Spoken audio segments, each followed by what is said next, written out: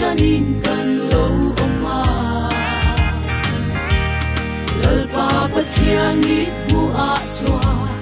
dam lai om lo chelai le te sual tin reng le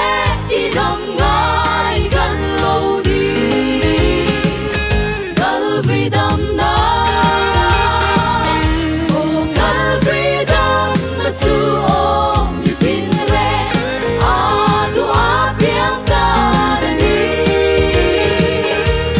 lei le van pui thiang lal be lal i swa en ko la swa ina tin reng ti dam turin ban thuai ro nitel ke bai zeng har ke le ram huai zol dam lo na tin re lei mi shin thiam thilin a phak lo chu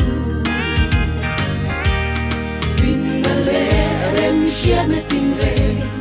manga an bei don na po ti dam thei lo anei lo lal li swa Calvary dam na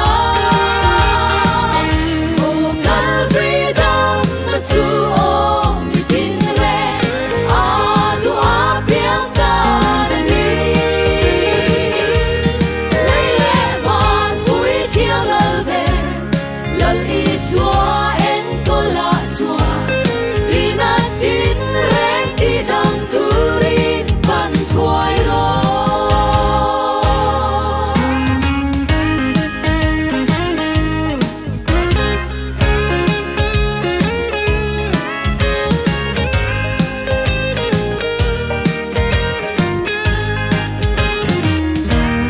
mi hau sa le re thei te le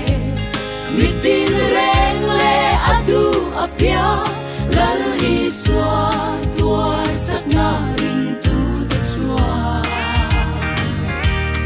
athonin dam na kim an bu athonin chang tu an ni ze